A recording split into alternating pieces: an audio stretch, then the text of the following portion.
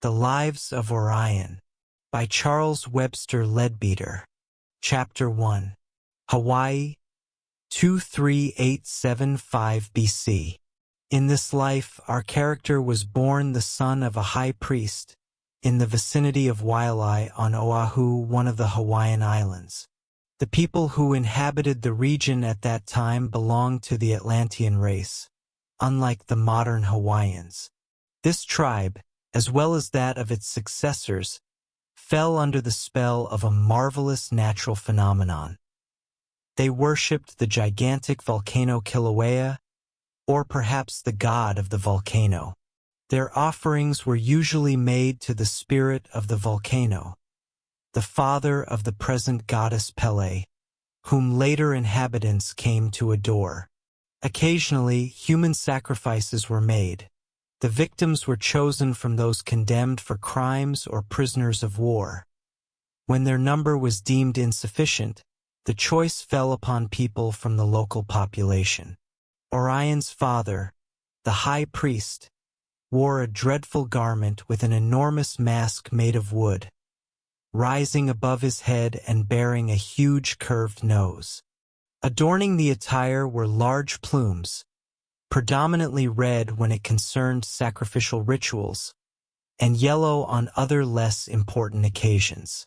This garment had a semicircular shape, resembling a cloak. At first, Orion's father was high priest only on the island of Oahu, officiating in the temple dedicated to the service of the now extinct volcano Diamond Head.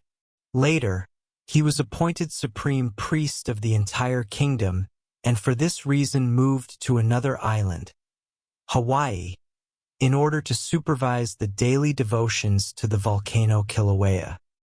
He exercised great power over all the people due to the fear he inspired. Nevertheless, many came to him to invoke his services when the harvests were poor, or when their cows did not calve, or when they had enemies whom they wished to harm. The priest secretly increased the efficacy of his magic through the use of poisons. Orion's mother, Ada, was a rather insignificant person, who firmly believed in the priest, her husband, and feared him greatly. She raised Orion in an atmosphere of great fear and respect for the supernatural powers of his father, who was not affectionate, yet both he and his wife, each in their own way, were kind to Orion. Orion was very fond of the sea and had grown accustomed to spending a great part of his time in it, often half the day. As the firstborn, Orion would have to inherit his father's office when the time came. Thus, his education for the priesthood began at the age of 14. But even before that, his father had already taught him to recite certain things the boy did not understand, such as incantations and invocations. At the age of 14, there was a kind of preparatory ceremony. The boy was required to undergo a day of fasting. Afterward, diagonal cuts were made on each side of his chest along the ribs. From a tree, certain fibers were taken and, beaten with stone mallets, were transformed into a kind of coarse cloth. To seal Orion's wounds, strips of this material were used, within which pieces of wood were inserted to prevent the wounds from healing. The result was the formation of large grooves, which evidenced his candidacy for the priesthood. A necklace and also a kind of girdle made of shells, with pieces of colored fabric arranged in a very particular pattern, constituted the distinctive insignia of his office. As time passed, at intervals and at the respective ages of 17, 19, and 21, Orion had to undergo different ceremonies and invocations. In the last of these, his father gave him a certain decoction in a gourd to drink. This potion was prepared with bitter and unpleasant drugs and produced the effect of inducing a deep and lethargic trance. While he was in this state, his father uttered certain invocations with the aim of attracting the spirit of the volcano to take possession of his body. A great elemental creature cast its shadow over the body, but did not control it for long, since Orion regained his consciousness. This fourth ceremony transformed him into a complete or plumed priest, that is, one who would wear the great semicircular cloaks of feathers. It is interesting to note that the methods employed by the supreme priest to assist the gods in rendering effective the curses he was required to pronounce were of such a nature as to ensure results in any case, whether through divine intervention or not. For example, the sorcerers would cast a curse upon the crops, but at night would water the fields with salt water to cooperate with the workings of providence. Orion had many companions from childhood into adolescence, but he was by no means good to his fellows, nor did he form affectionate bonds with them, for he took advantage of his father's power and position to terrify them and subject them to his will. When they showed any lack of respect or deference, he threatened them with his father's powers, wishing upon them nightmares and terrible illnesses. By such conduct, he became greatly feared. At that time, he fell in love with a young woman who was already promised to a friend of his named Gamma, and he began to threaten him with all manner of sorceries so that he might abandon her. As Gamma and his betrothed Cancer loved one another deeply, they continued to meet despite the threats. Orion's curses proved ineffective, so he resolved to assist the gods in ridding him of his friend. Once again pronouncing the curse, he terrified his friend, who, under his influence, drank a drug that produced a long and severe illness. Expecting to die, Gamma consented to break with his fiancée, thus clearing the way for his rival. However, after some time he recovered his health and came to hate his adversary. The girl, although aware of everything, was very much afraid of Orion, who had threatened to cast his spells upon her family. Thus, she reluctantly consented to marry him. Orion delighted in the exercise of power and took pleasure in seeing people tremble before him. He excelled in the art of describing the horrors that would befall those who did not yield to his will. There was a trait of cruelty in his character, and he took pleasure in making others fear him. He was not good to the girl, for he found a way to make her believe that he was the dark god hidden in the depths and that none could equal him. The priest-sorcerers were the true physicians of the island and, through their services, had attained great influence and power over the people. If the sorcerers were satisfied with the sums they received from the sick, they would then employ all their knowledge and power to effect a cure. But if the contrary occurred, that is, if they were not satisfied with the payment, they devised a means of disposing of the patient, thus compelling the people to pay the tribute. The high priest, who nominally was subordinate to the king, exercised more power than he. Orion's father was very vindictive and, having provoked a quarrel with the king, conspired for his assassination. The king discovered the conspiracy and condemned him to exile, thereby deposing him from the office of supreme priest and appointing Orion in his place. Immediately thereafter, Orion resolved to rid himself of his first wife, considering that it no longer suited him to keep her in his new position. He plotted for her to be poisoned, in order to free himself to marry the king's sister, which was soon accomplished. His former friend Gamma learned the truth of the matter and swore vengeance. He greatly desired to annihilate Orion, but feared him greatly. Orion also hated Gamma, although inwardly his conscience reproached his conduct. He successfully created a situation in which it appeared that Gamma was involved in a plot against the king, which resulted in his imprisonment. Later, he caused one of his emissaries to poison him in prison. With all the successes of his terrible enterprises, He became increasingly arrogant and took pleasure in the people who revered him and moved aside to give him passage. At times, he appeared far more astute and intelligent than most people. He usually perceived who was in the right in the cases brought before his judgment, but unfortunately this faculty of clear vision of justice did not influence his decisions, which were generally in favor of whoever paid more for his counsel. As his desire for possessions was very great, he ended by accumulating a treasure in extensive properties, heads of cattle and garments of feathers. Orion had a son, Cygnus, of whom he was very proud and for whom he felt great affection. All his riches and treasures were left to him. Gradually, he acquired much power, always taking advantage of opportunities to impress the people through fraudulent means, and devised complicated artifices, such as making certain images speak by means of tubes hidden within the bodies of the idols. He discovered the periodicity of a geyser and made use of it to lead people to believe that the jet of water sprang forth only through his conjuration, as a response from the gods.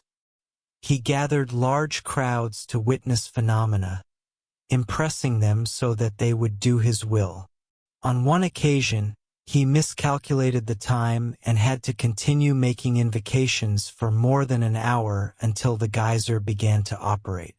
The old king died, and his son succeeded him on the throne.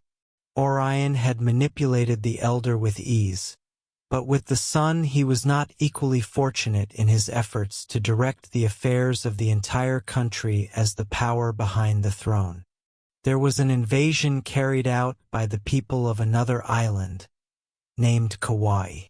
This war was occasioned by the fact that the king, advised by the supreme priest, treated with disdain and ill usage an embassy from Kauai.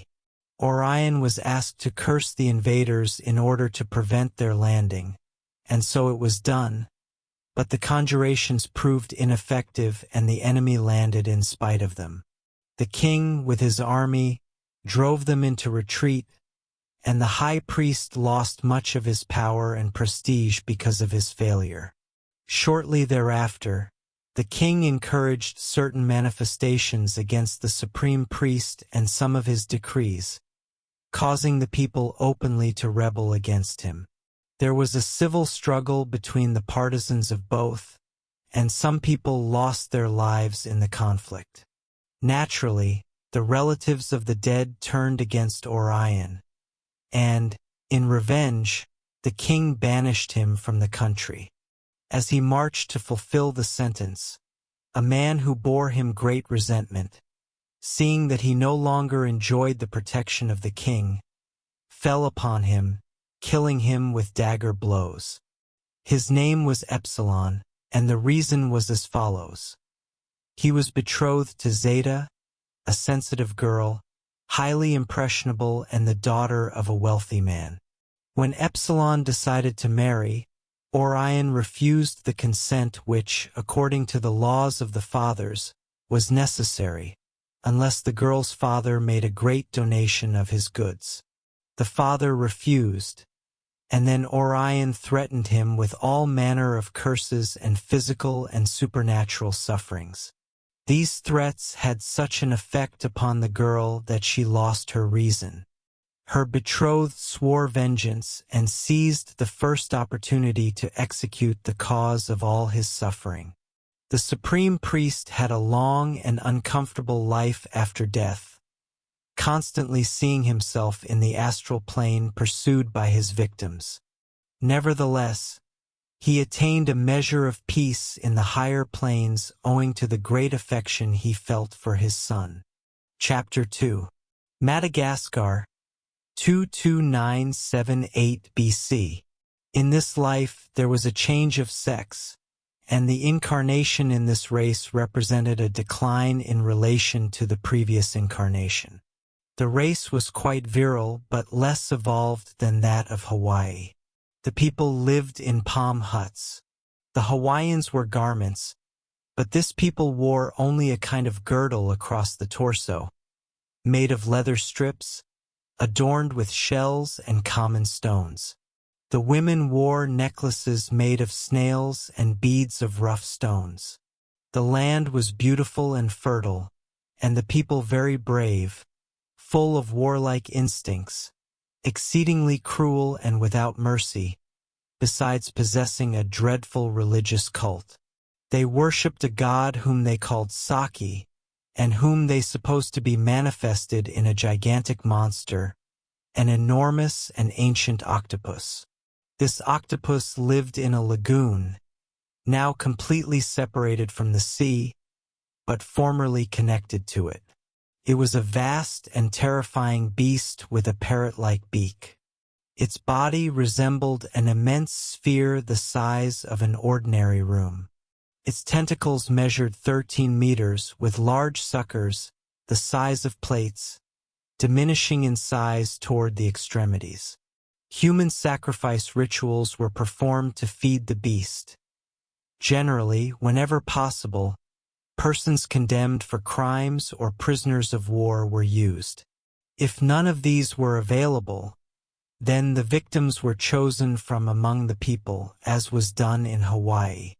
The priests, whose duty it was to select the victims, naturally took advantage of the opportunity to rid themselves of their opponents and of those who were not to their liking, or they designated some of the wealthier members of the tribe who, according to the law, could pay a ransom or purchase a substitute with the sanction of the sorcerer. These sacrifices were carried out daily, and on special occasions extraordinary sacrifices were required.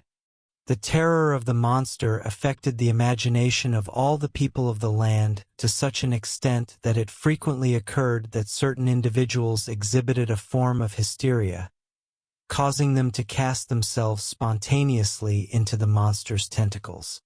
It was supposed that the priests possessed the power to bewitch people in such a way that they would of their own accord throw themselves into sacrifice. Once again, Orion was born as the child of the same person who had been his father in the previous life, Alastor, who in this life was a renowned hunter. The father showed a certain indifference toward his daughter, Orion, because he preferred males who could become hunters like himself. The mother felt much more drawn to the daughter than to the boys. The girl grew up beautiful and attractive. Incarnated at this same time, we find Cygnus, who had been Orion's son in the previous life, when he was high priest in Hawaii. Orion fell deeply in love with Cygnus, but her father Alastor opposed this union and sold her to an older man who desired her. After some time, he grew weary of her. This man had an older wife who was an incarnation of Gamma, who in the other life had been the young friend from whom Orion had taken the fiancé, Cancer, and whom he had caused to be poisoned. Gamma was jealous and vindictive and made the life of our character and of her children a veritable hell, causing afflictions and much sorrow. The husband of both women became interested in another young woman, Zeta, also a figure from the previous life, but he did not succeed in his intentions. Because of his failure, he became very irascible and was easily given to outbursts of rage.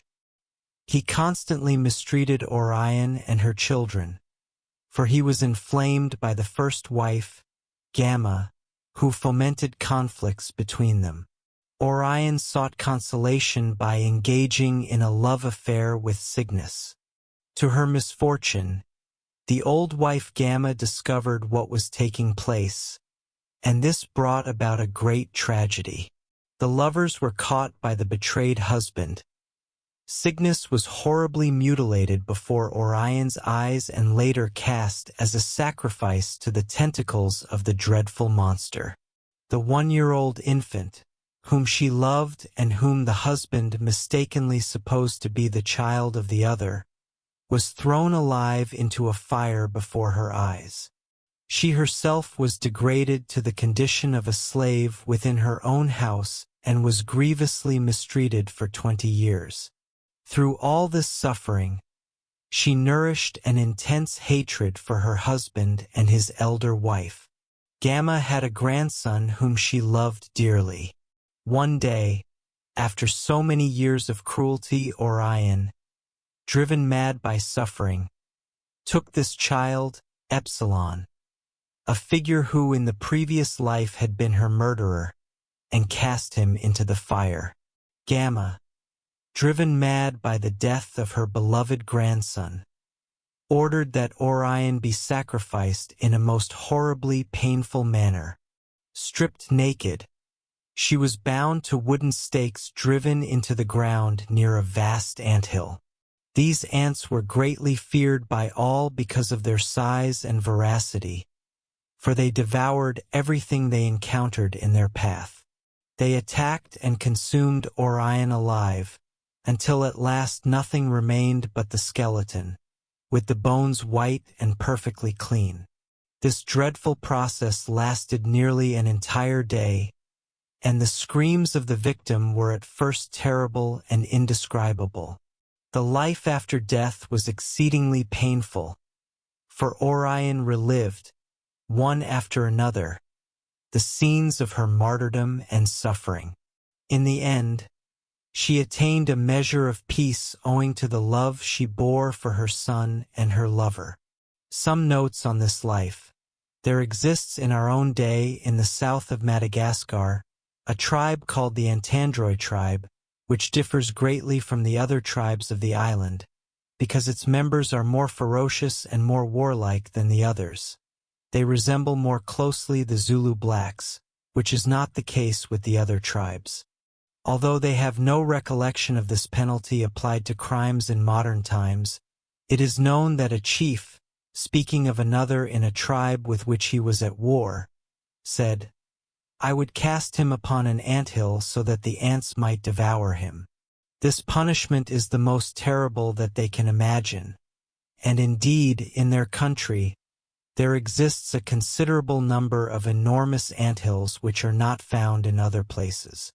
There is also, in their region, a large salt lake, a little less than 1.5 miles from the seashore, with which it does not communicate, and which is called Lake Aongo. The most dreadful oath that a member of this tribe can utter is to swear by Saki, yet it appears that they are ignorant of the reason for this name Saki, which has been handed down to them as though it bore a terrifying significance. Chapter 3. Malaysia, 22208 BC. This new life unfolds within a race in many respects superior to the tribe of Madagascar. The people wore more clothing, and their mode of living was also better. Their canoes were of a comparatively advanced type and were well equipped and rigged as sailing vessels. The natives were agreeable and of a higher order, not necessarily Malays of the present type, but rather a kind of mixture of the Malayan and Dayak races. Our character lived on the coast. Her father was a merchant and owned many boats. The trade to which he devoted himself on a large scale consisted of coconuts, fabrics, and gems. These people also produced fine woven textiles, displaying artistic taste, and it appears that they imported silk goods from China. Orion was a very timid and unsociable creature. She was born with a horror of any crawling creature or insect, and with a great fear of fire. In childhood, she frequently suffered attacks of hysteria upon seeing creeping things. She had nightmares consisting of dreams from her past life and its dreadful end, and she would generally faint with terror when she saw or recalled an octopus. She was a delicate girl, thin and pale due to the absence of deep and restorative sleep, and as time passed her condition worsened. Her parents were kind to her, and after some time they summoned a healing sorcerer who assisted her, endeavoring to rid her of evil spirits through mesmerism, managing to neutralize her sufferings to a certain degree and, with the aid of certain drugs, to induce her into deep sleep. Her nightmares were of the nature of a kind of recollection. Such was the impression left upon the permanent astral atom that it was capable of transmitting not only vibrations relating to the whole life, but also those pertaining to particular and detailed scenes. It was not so much the memory of the ego, but that of the permanent atom. Originally, the images were radiated into the child from this astral atom. Subsequently, she created thought forms of these dreadful scenes, and such forms became very vivid and real in her mind. Gradually she grew, improving under treatment, yet at the same time becoming somewhat dulled and absent-minded because of it.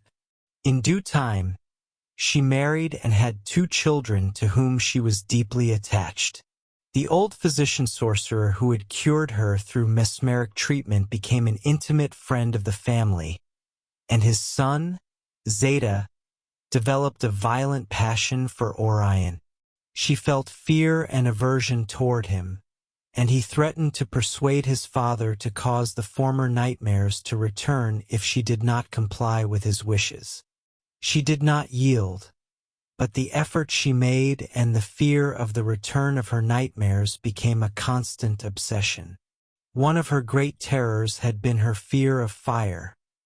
By coincidence, her eldest son once fell into a fire and was burned. This accident had a terrible effect upon the young mother, causing her to lose her reason and return to her former nightmares, permanently affecting her state of mind. Her family cared for her with great devotion and, strangely, regarded her madness as a form of divine possession. There were periods in which she became calm, lucid, and responsive to questions. During these intervals, she appeared to possess the faculty of foretelling future events, and in this way gained a reputation as a prophetess. She frequently conducted oracular sessions and seemed to be the ego itself that answered the questions. Except for these brief and rare manifestations, her life was a succession of prolonged mental suffering, so that when death finally came, it was a great relief to her, although this end was somewhat dreadful. Her death occurred through shock. A great bonfire had been lit in celebration of a victory, and the sight of the fire caused her to recall her terror, and suddenly, uttering wild cries, she cast herself into the flames and perished, burned. After her death on the astral plane, she promptly recovered her normal faculties. Only the etheric region of the brain had been affected. However, she found herself surrounded by dreadful thought forms and at first felt pursued and terrified. Then certain kind friends caused her to perceive that this was an illusion and gradually assisted her in understanding her condition, so that she ultimately became calm and at peace.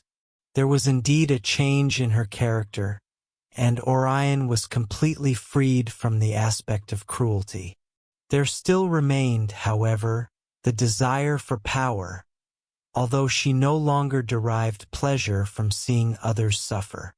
Thus, in the next life, she will avoid causing suffering, inflicting it only when she cannot act otherwise. It would seem that the greater part of the karma had already been exhausted, first through physical suffering in the life in Madagascar, and in this life through acute mental suffering. Chapter 4. South India, 21540 BC. We now arrive at a very interesting series of 3 lives which, in many respects, may be considered almost as a single one, since there are no intervals between them. The first of these takes place in the Nilgiri Mountains. Orion was born into one of the mountain tribes. She was an extraordinarily beautiful girl, far more so than the average of the other women of the tribe, very skillful as well in attaining the purposes she desired, yet without scruple as to the methods. Her aim in life was to become a successful person, and for this purpose she learned to read and write the Tamil language, something never accomplished by the women of that tribe. In order to learn the habits of cultivated life, She offered herself as a servant to a lady of noble descent who lived near Bangalore. She had developed a special affection for her brother, Egeria, whom she loved greatly.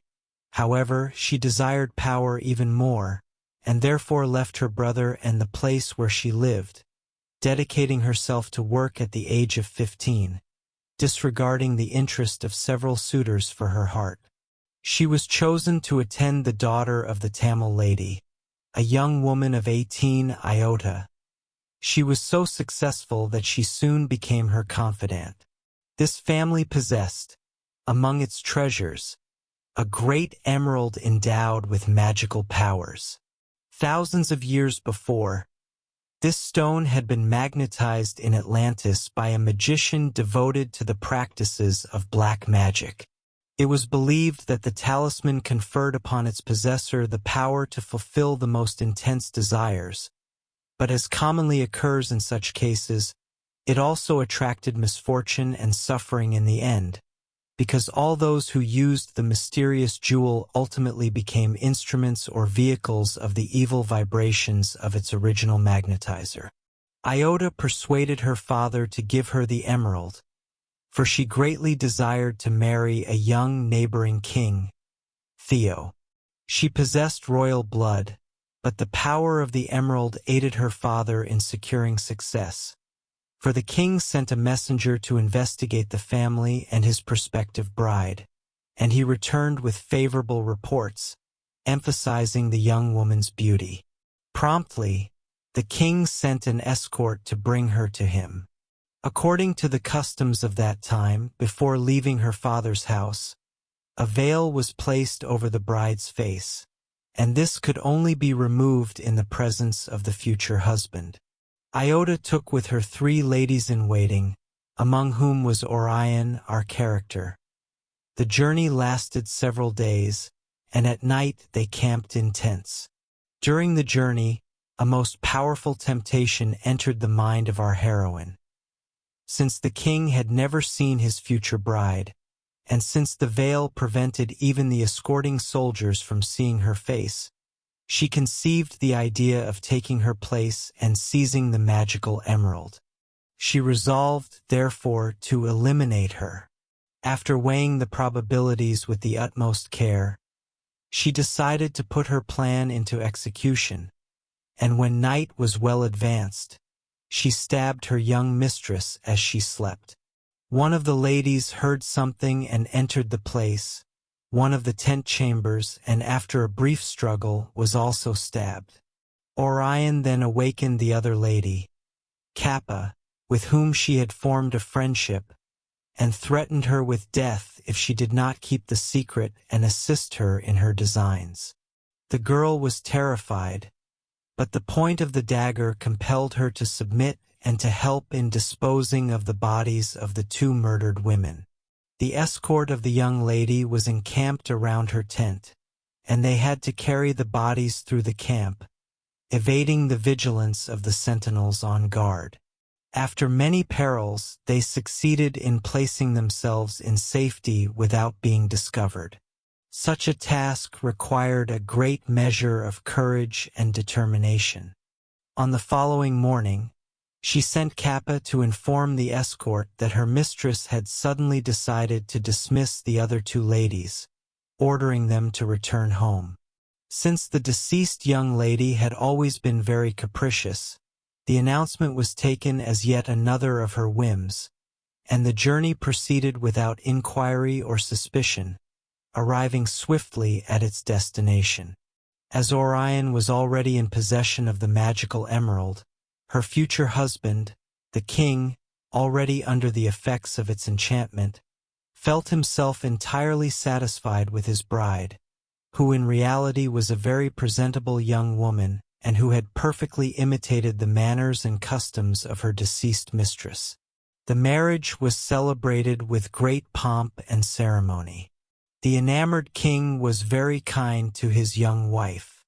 At first, she was constantly fearful of being discovered, but as time passed, her confidence grew. She came to feel genuine love and attachment for her husband and exercised great influence over him, and, in general, employed this ascendancy for the accomplishment of good purposes. The king was very fond of hunting and devoted himself more to his pleasures than to administering the affairs of the state with justice. Orion accustomed herself to listening behind the walls to the hearings of cases judged and submitted to the king. Her keen intuition and her knowledge of the modes of common life in the mountain tribe enabled her to judge with a sharp sense of justice, and the king, advised by her, gained a reputation for shrewdness and fairness in his decisions. He therefore felt greatly satisfied with her. Nevertheless, she allowed herself to be bribed when matters of great importance were at stake. She had several children. She was generally happy and content, although at times she feared being discovered. On one occasion, the father of her former mistress undertook a journey to visit his daughter, and Orion had to resort to numerous artifices to avoid him. Because of this incident, she was deemed proud and heartless, for the father thought that he had not been received because he was not of royal blood, and that his daughter was ashamed of him. She showed preference for her eldest son, Cygnus. After 10 years of marriage, for reasons of state, the king married again, this time to the princess of a neighboring royal house. Nevertheless, as Orion maintained her influence, she tolerated the new rival, treating her with a certain condescending benevolence. The new queen also had 2 children, a boy and a girl.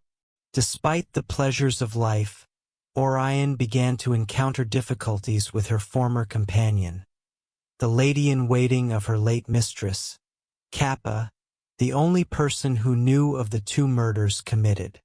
When investigations were made into the disappearance of the 2 attendants, who were supposed to have returned home, it was thought that they had probably been captured by bandits, but nothing was discovered despite the inquiries undertaken.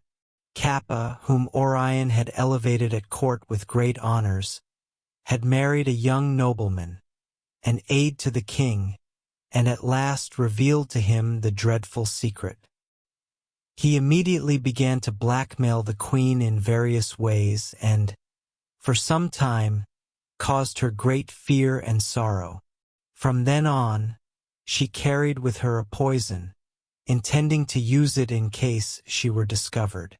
Taking advantage of the success of his extortions against the queen, this young nobleman, Kappa's husband, initiated a conspiracy to seize the throne, forcing the queen to join him. The conspiracy was discovered, and Kappa's husband, in order to save himself, told the king the entire story.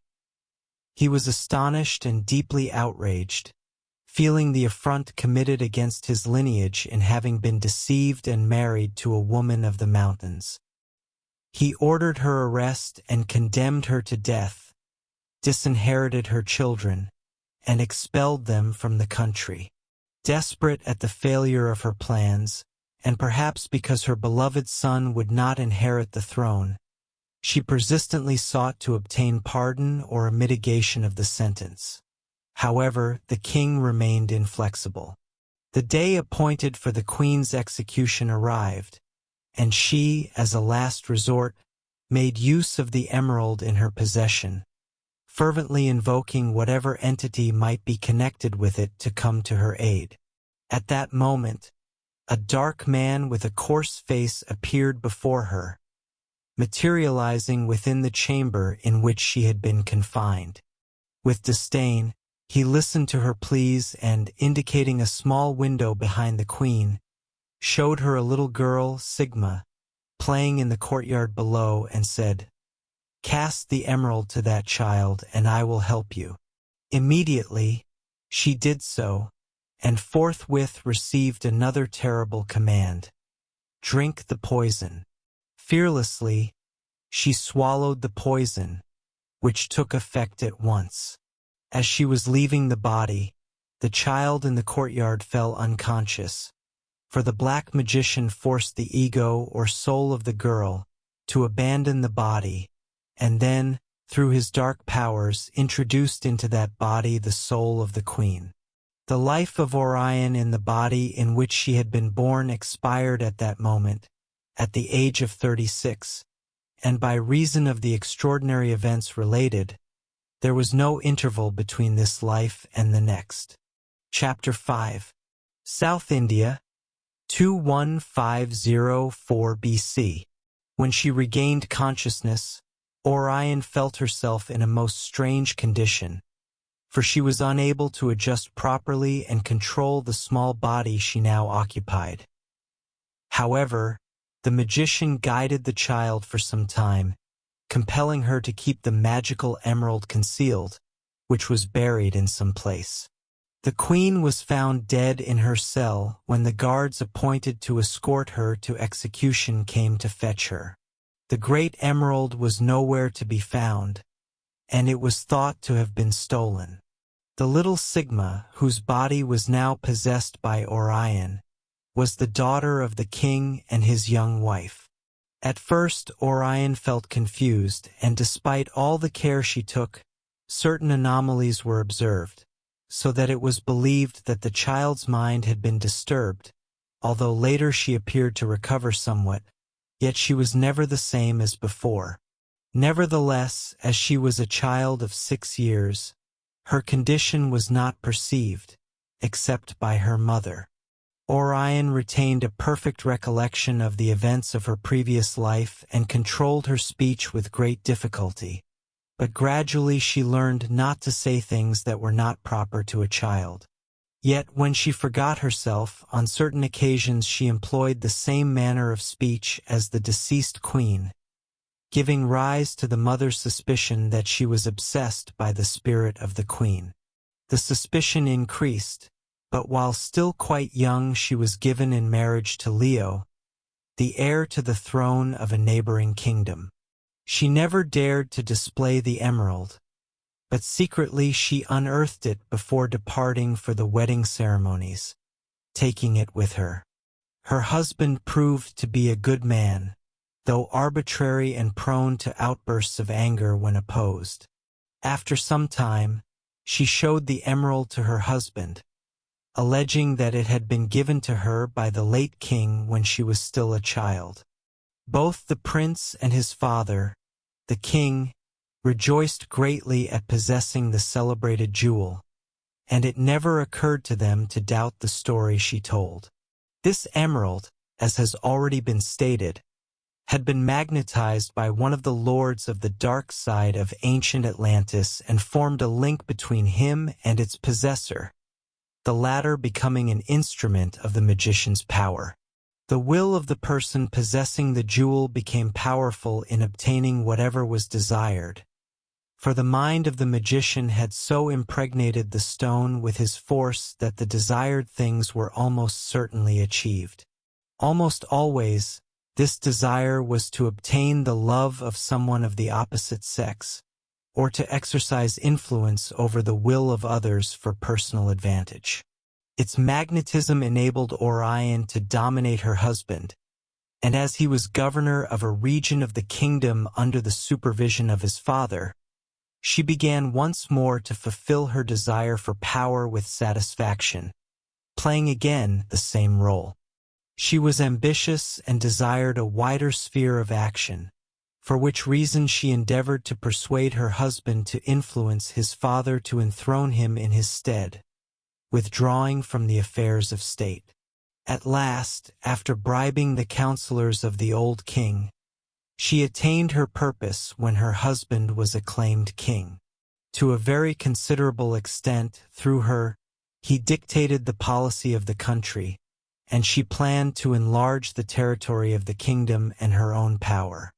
Intrigues of this kind involved them in a war with 2 neighboring kingdoms which, united, clearly represented a threat to her and to her purposes. For this reason, she resolved to seek the aid of the great Atlantean power. At that time, the rulers of Atlantis claimed nominal sovereignty over the region of southern India and, in fact, appointed governors to certain districts, though generally the native kings ruled without interference. although most paid tribute to the Atlantean king.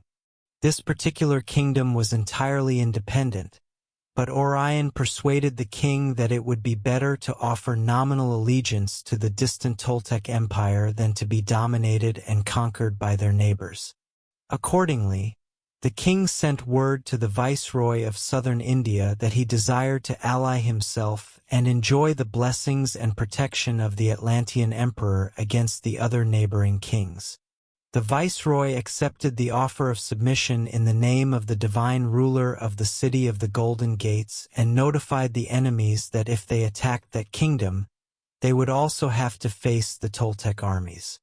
In this way, war was not declared, and the queen's policy triumphed, though at the cost of the country's independence, and many people expressed their disapproval.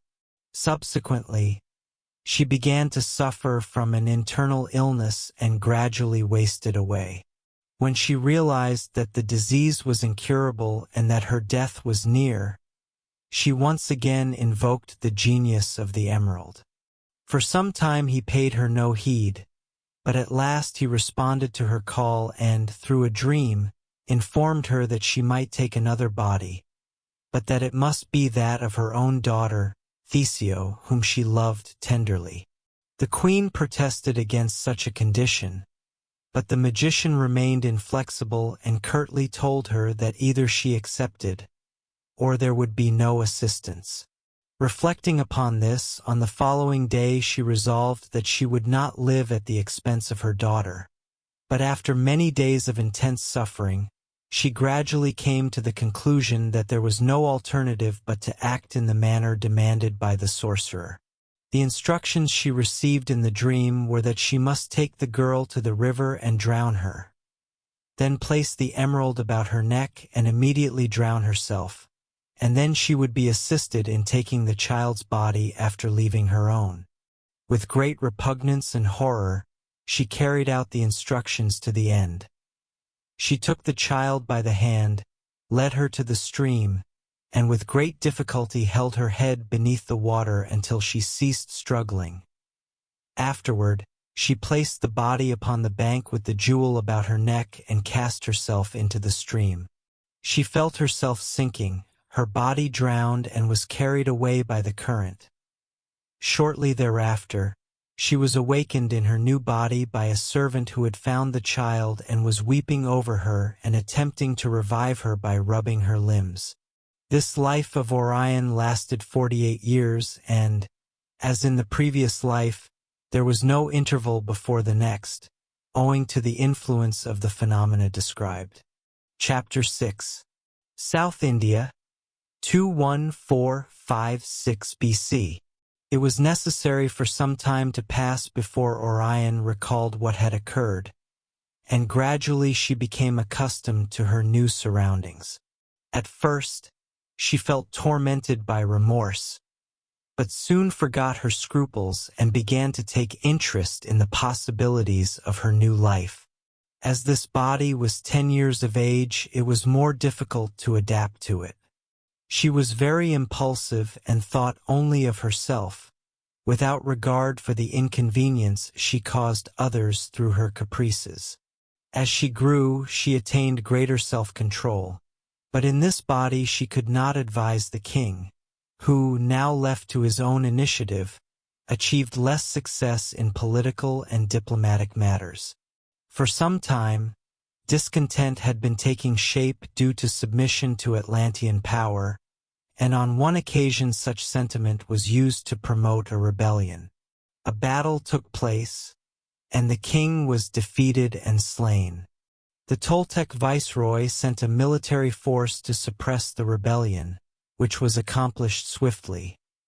He appointed an officer to govern until instructions should arrive from Atlantis. Alcyone, son of Leo, the slain king, had an unquestionable right to occupy his father's throne, and the viceroy would have accepted his claim had it been made. But there were many considerations and difficulties ahead.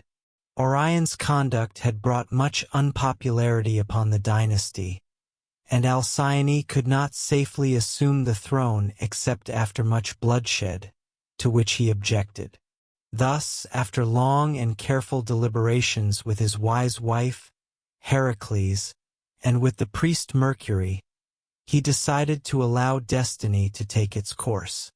Indeed, having convinced himself that duty did not compel him to take action, he was glad to lay aside politics and devote himself to study.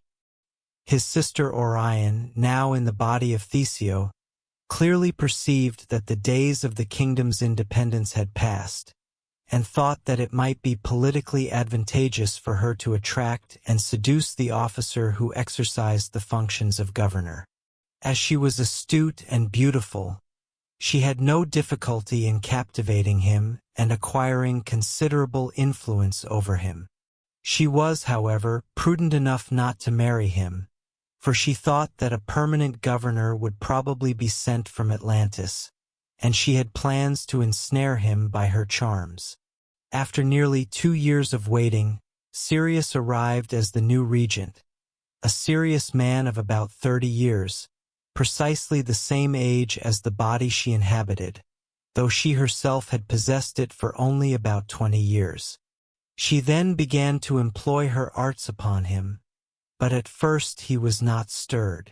As she came to know him better, she was impressed by his character and eventually fell deeply in love with him. Under the influence of this feeling, she abandoned all her artifices, becoming natural, and therefore far more attractive to him, who then began to take a lively interest in her. Orion ardently desired his love, yet also felt great respect and fear for him. Sirius formally requested her hand in marriage from her brother Alcyone. He gave his consent, and thus they became husband and wife. Sirius was a man of firm principles and religious feeling. Through him, she now examined her past actions in an entirely new light. Often she was troubled when she thought of his reaction should he learn of her past, for she knew his resolute devotion to truth and rectitude, and that he was inclined to judge with disdain those who did not practice such virtues. Thus, it greatly relieved her to know that he could not investigate her past. Yet gradually, as she felt herself ever more deeply attached to him, she experienced frequent impulses to confess everything to him. The struggle of these conflicting feelings grew ever stronger as the years passed, and at times she felt exhausted, as though she were being torn asunder. Sirius perceived that his wife suffered morally for some reason and often questioned her about it, but she said nothing. At last, she resolved to speak with Mercury, a highly instructed spiritual guide, whom until then she had avoided, and, under the seal of secrecy, confessed to him the entire dreadful truth, asking for counsel. He told her that, in order to break the spell, a great sacrifice was required. She must cast the emerald into the sea, confess the whole truth to her husband, and thereafter renounce him and her children, going to live in the forest in complete solitude. She felt her heart break, yet being resolved to follow the instructions given, accompanied by the instructor himself, she went to the shore and cast the emerald as far as she could into the depths of the sea. Afterward, Mercury pronounced solemn invocations over her and blessed her, sending her home to tell everything to her husband.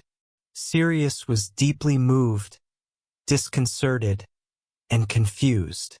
At first, he was so astonished that he could do nothing but comfort his wife, but soon he was able to regain some command of his reasoning and protested against the decision imposed by the priest regarding their separation.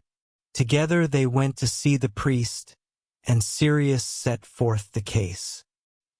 He said that he knew how terrible it was for his wife to be bound to black magic, but argued that for this very reason they ought to undergo the trial together, since it was clearly the husband's duty to help and support his wife. He also argued that, as there were 6 small children, it would be unjust for them to be deprived of their mother's presence. The instructor agreed with him and said that all this was true, but insisted that the husband must consider the welfare of his wife as an ego, rather than the welfare and happiness of both in this life, and the necessity that she be freed from the fatal bond with the black magician. The wife agreed and appointed her intimate friend, Helios, as stepmother to her children, and attempted to persuade Sirius to take her as his wife. He, although agreeing that Helios should be the guardian of the children, would not take her as his wife, declining Orion's request and telling her that if he did so he could not feel faithful to her. Orion then renounced her family and withdrew to a cave to live there in celibacy. Sirius endeavored to do all that he could to make matters as comfortable as possible for her. He obtained permission from the priest to visit her once a month, and these visits continued until her death 20 years later. The magician harassed her constantly for many years. He frequently appeared, seeking to compel her to submit to his will. The bond between them allowed him to act thus, but following Mercury's counsel, she never failed to resist with all her strength, though the struggle left her utterly exhausted.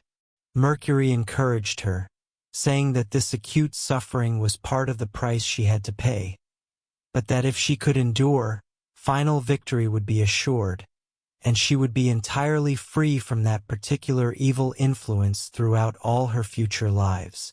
After some years of incessant struggle, she developed sufficient strength to become immune to the attacks and visitations of the sorcerer.